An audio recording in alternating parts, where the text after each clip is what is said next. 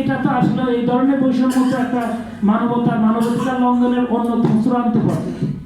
তো আমাদের সরকারের প্রতি এই উদাত্ত আহ্বান থাকবে, অনুরোধ থাকবে, এই 35,000 মানুষের জীবন নিয়ে এভাবে ছিনিমিনি খেলার আর মনে হয় না প্রয়োজন আছে।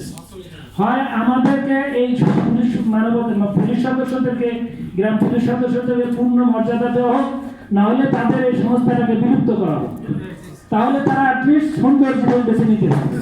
কিন্তু এখানে এসে 2 বেলা সারাদিন এখানে কাজ করতে হবে, ঘরে ফিরে যাওয়ার পরে পকেটের খরচ, ভ্যান ভাড়া, যাতায়াত খরচ বাদ দিয়ে 200 টাকা পকেটে নিয়ে যেতে পারবে না। একটা পরিবারের জন্য 4-5টা লোক একটা সংসারের উপর নির্ভরশীল থাকে, স্বামী স্ত্রী থাকে, বৃদ্ধ বাবা মা থাকে, তার সে ছেলে মেয়ে 2-3জন না থাকে, প্রত্যেকেই থাকে। তাহলে কিন্তু সেই ক্ষেত্রে 7,000 টাকা 7জন মানুষের 1 মাসের চলা ভরণ পোষণের কিভাবে ব্যবস্থা হয়?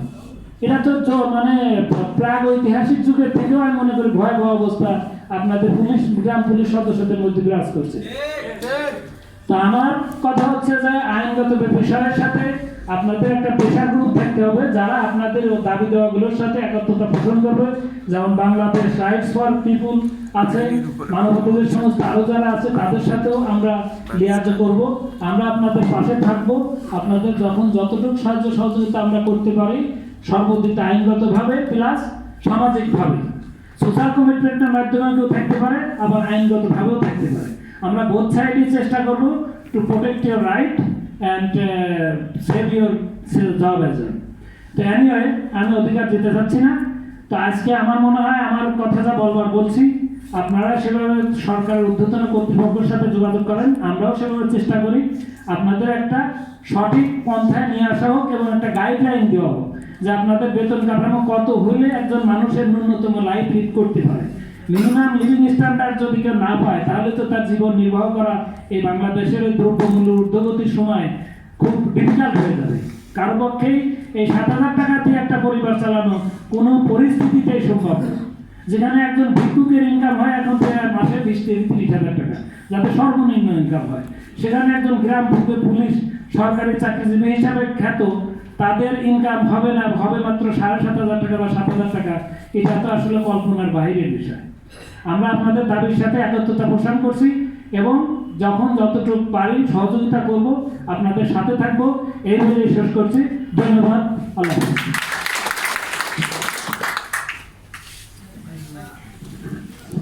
ধন্যবাদ ব্যারিস্টার মেহেদী হাসান সাহেবকে। উনি যে আমাদের পক্ষ হয়ে বা আমাদের সংস্থার হয়ে উনি ব্যক্তিগতভাবে যেভাবে আপনাদের আশ্বস্ত করেছেন, আমরা অত্যন্ত খুশি এবং আনন্দের সাথে জানাচ্ছি আমরা ওনাকে আমাদের সাথে পাবো। আশা করি উনি আমাদের সাথে যতদিন আমাদের প্রতিষ্ঠান থাকবে ততদিন থাকবেন। সম্মানিত শুনি যে আমাদের যে এই সংগঠনের বাংলাদেশ রাইটস ফর পিপল যে ওনার উদ্যোক্তা জনাব শহীদুল ইসলাম, উনি অবশ্যই থাকেন, আপনারা সবাই ইতিমধ্যে জেনেছেন। ওনার যে দীর্ঘদিনের প্রচেষ্টা ছিল যে যারা অসহায়, নিপীড়িত, বঞ্চিত মানুষদের সেবা প্রদান করার জন্য উনি আমাকে সুদূর প্রবাস থেকে কন্টিনিউয়াসলি নিয়মিত যোগাযোগ করে যাচ্ছেন যে কোনো সমস্যা হলে উনি পাশে দাঁড়াবেন। যে কোনো সাধারণ মানুষের, অসহায় নিরন্ন মানুষকে আমি ওনার হয়ে অনেক সহযোগিতা পেয়েছি, ওনাকে সহযোগিতা দিয়েছি এবং আরও আশা করি আরও আমরা দিতে পারবো। আমরা একটা বৃহত্তর একটা জনগোষ্ঠী, যে আপনাদের যে গ্রাম পুলিশ যে বৃহত্তর একটা বড় গোষ্ঠী, 46,000 প্রায় সদস্য সদস্যকে একসাথে সেবা দিতে পারে আমাদের বাংলাদেশ রাইটস ফর পিপল অত্যন্ত আনন্দিত এবং কৃতজ্ঞ।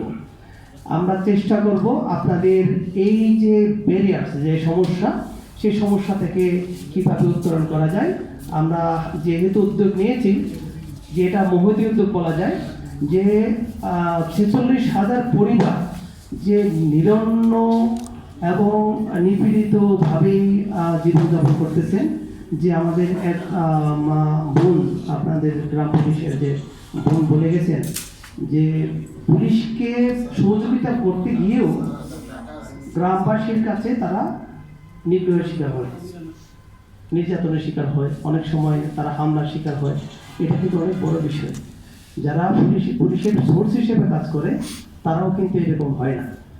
এবং আরেকটা বিষয় খুবই বেদনাদায়ক যে বর্তমানে যে আপনাদের সেই 7,500 টাকা পে স্কেল বেতন, এটা কোনোভাবেই এটা অ্যাকসেপ্টেবল না। আমরা লড়ে যাচ্ছি, আমরা আইনিভাবে আরও লড়ে যাব, যত দূর যাওয়া লাগে সরকার থেকে শুরু করে আমরা গণসচেতনতা তৈরি করার জন্য আমরা সরকার পর্যন্ত আমরা যাব।